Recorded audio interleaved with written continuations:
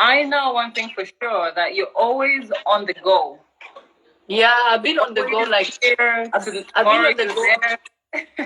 I've been on the go like seriously, and kind of I feel I needed this to kind of to slow me down a little bit because my body was I cannot sleep anymore. I wasn't sleeping anymore because I can be in London for a few days, and from London I'm in Milan or Paris and then New York. So it's been way too much for me.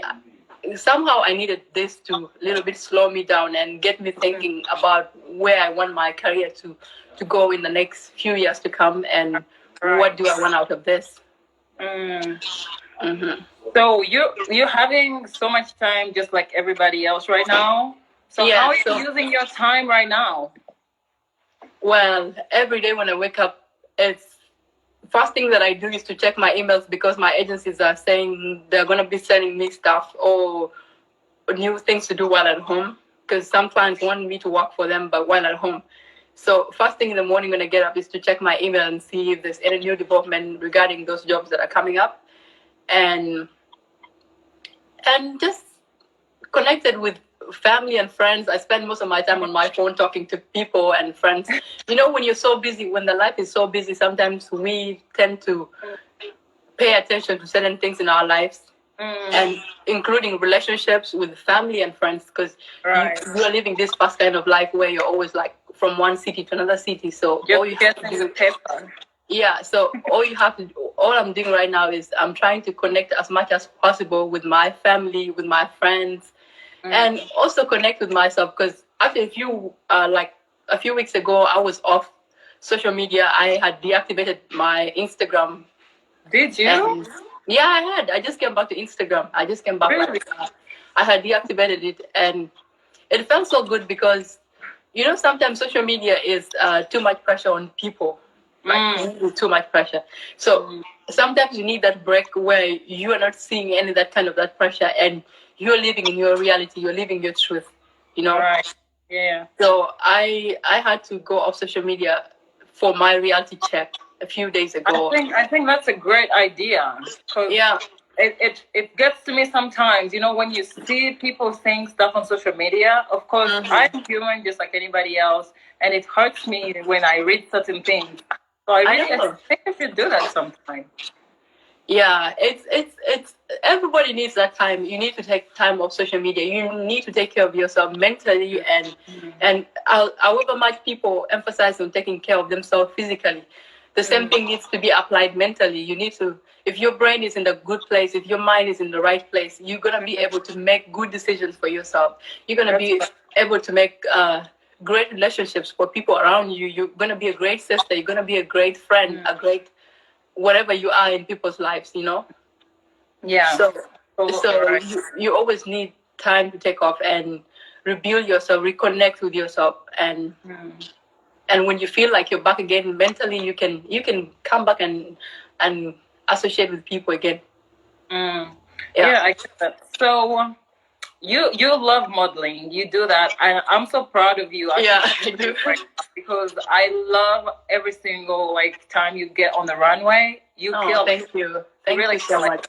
So is it like a hobby to you, or is it like something you just stepped in and you're like, oh, I'm a model, I'm just gonna do it?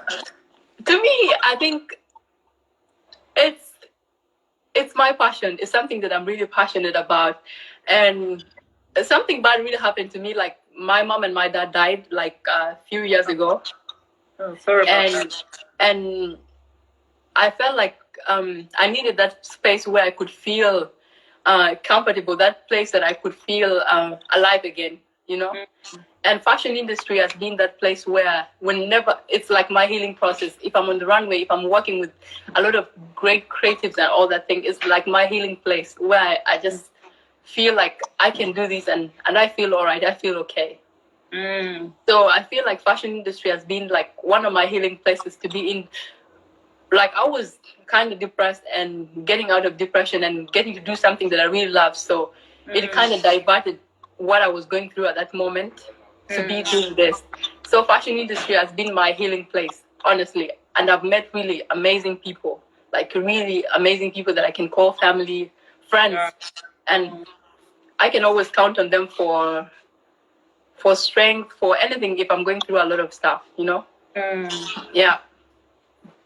Wow. Okay. So I'm going to ask you some of the questions that I got from the people that I feel like you're watching right now, and it would be so bad if I don't ask those.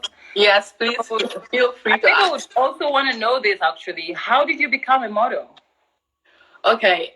While I was in Uganda, growing up, I've been in Uganda my whole entire life, so I used to watch a lot of America's Next Top Model, a lot of it at home. I would watch a full episode, like in the whole night without sleeping the whole time. And I always felt like I could do this. I could do what those girls are doing. I could do that. But I didn't know where to start from. So one day, my friend, I have a friend of mine. She's older than me, but she had a casting. The Durham was doing a casting for Ebran's Style and Fashion Awards. So she told me, do you want to come with me? Do you want to escort me to Ebran casting? That time I was still in high school. I was even in my school uniform. I was wearing my school uniform. So she was like, it was the last day of school, actually. The school had just closed, and I got out of school in my school uniform. And she was like, come with me, let's go for the casting. So I went with her, and she did her casting, and Durham saw me there, and Durham was like, oh, can you also cast and all that thing? So I went in and did the casting, and all the casting directors said, no, this girl cannot walk the show. She's young. She's so young, and she doesn't know how to walk. Oliver, I didn't have confidence. Like, I was just like this. I was shaking in front of them and looking down. And Durham was like, can you walk for us? So I walked, and all the casting directors, they just said it to my face, like, no, she's still young. She needs a lot of growing. She needs to grow up. How did you feel saying no in your face? Well, you know, I shot my shot. So they said no, but Durham was like, no, she has to be part of the show. So Durham pushed for me, and he was like, she has to be on the part of this show. And I was the youngest among all of them. I was so small. And even shorter, I was shorter. Like, I grew. I was really short. So Durham was like, this girl has to be part of the show. So, and people went and they created a WhatsApp group for the models that were confirmed for the show. And later on, they added me to the WhatsApp group, and I saw the thing, hey, models, this weekend we're having a rehearsal for the Ebran Style and Fashion Award. So I go, and I'm in the middle of all these models who are like big people, and I'm so scared and so intimidated. First of all, how did you feel getting that message that you were a part of the models? It was scary, because I was like, I don't know how to walk. I don't even know how to walk. I never owned heels. Oh my God. Okay. I never owned high heels. I never had heels. And this is me, Durham, is saying, this weekend you guys are coming in with your heels and you're gonna do practice. And he said that being part of this group doesn't mean that you've been confirmed for the show. Oh, okay. So you have to like bring on your game. You have to bring on your walking game. You have to be a good walker and all that thing. And me, here I am. I don't even know how to walk in heels. I'm young and I'm shaky. I was like, oh my God, how am I going to do this? How am I going to do this? So I go for the casting, and it turns out they told us to wear all our heels and make a line dividing groups, like 10-10. And then you all walk at the same pace. So me, I'm there looking, I'm trying to figure out who doesn't know how to walk so that I can be in the same group, because these girls walk faster and really great. So like, I'm going to look for somebody that doesn't know how to walk like me, so that maybe we can walk on the same pace. So Durham said, get your shoes. And Durham came and was picking people in groups randomly. So I went and I was walking, but my walk was so bad. Oh my. And I would feel so intimidated. Being young and you're among these old people that know already what they're doing, and so I would be so scared to death. But he pushed for me, like he's my guardian angel. Like the first time that he saw me, he just knew that I have to push for this girl. He believed in me before even I believed in myself. And it's very important in life sometimes to find people that believe in you, people that push for you. It doesn't matter about what somebody gives you. Me, the biggest gift that I have ever received from people is life from my parents, a gift of life, and a gift of somebody that believes in me, who believed in me when I never saw that. And Durham has been Joram even doesn't feel like a manager to me anymore. He's family. He's my family.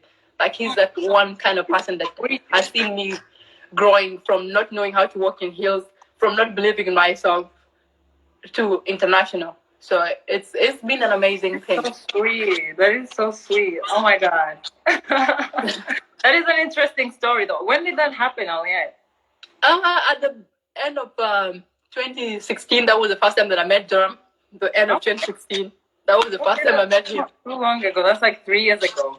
Yeah, that's when I met him, and we were not like really working so hard, and because I was still in high school, I'm still in high school, and we could meet once in a while. I did the show and disappeared for some time, and after that, actually, that's the time also I lost my mom, so I was kind of off because I needed time to heal and all that thing.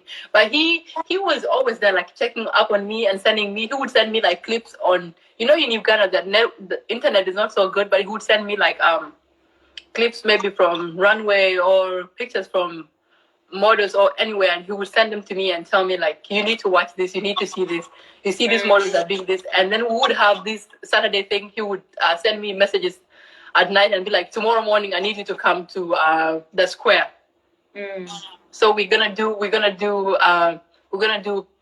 Polaroid. We used to shoot, oh my God, like I think I have shot so many pictures to get me agencies, but agencies keep on saying no, because first of all, when I look back at those pictures, I see where the problem was. I was really young, and in my pictures, I was not looking confident. I would look so scared, like I was really scared, and I would give this. It's not a fashion face, because there's an attitude, and there's an attitude with confidence, and then there's an attitude of like you're just scared or you don't know what you're doing.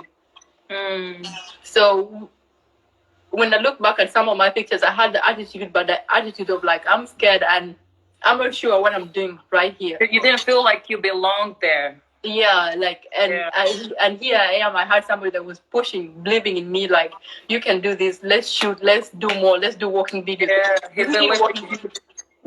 We need so many of that, but I was not believing in the dream.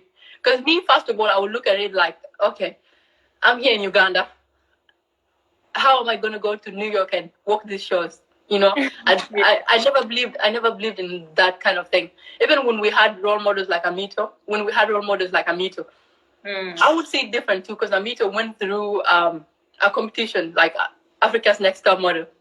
So that was what across Africa, and it was easy for her. I was thinking that maybe it was a little bit easy for her to cross over to New York and do the high fashion. But me, I was looking at it this way, like, okay, here I am, like, to be honest with myself. Do I see myself ever going to New York and walk at New York Fashion Week, London, Milan, Paris? No, like, deep down myself, I would say no, but Joram kept on saying, Joram would be like, one day you're going to walk this show. One day you'll be in this show. One day you'll do this. He would talk about shows like Marc Jacobs show and all that. I never knew that I would ever do those shows, but when I went to New York for my first time, I walked the show, and so so many big shows, like almost all of them. You've been everywhere. So when you look back now at those times and remember those times, how do you feel? When I look back those times, I feel really grateful that I let people that believed in me being around me. I never let them down. Though I was not believing in the vision, I was not believing in it. I wasn't seeing it like it was gonna go somewhere. I'm grateful, like I wasn't believing in it, but my actions didn't push these people away. Right. So my actions kept them around me, and it just look back with so much gratitude, and also makes me believe that sometimes you may not believe in something, but you need to associate with yourself with people that believe in you, people that believe in you and push you around. It doesn't matter how long it's gonna take. It could take forever, for your breakthrough to come. But sometimes you just need that one person that believes in you and keep them around, keep them closer. Sometimes we see them like they're so annoying because they will tell you the hardest kind of truth. Yes, it happens. They will tell you the hardest kind of truth. You need to do this, you need to do this, you need to work with this, and you'll be like, oh, this person is just being hard on me. But the truth is, the world outside is even harder on you. The world outside is way harder on you than the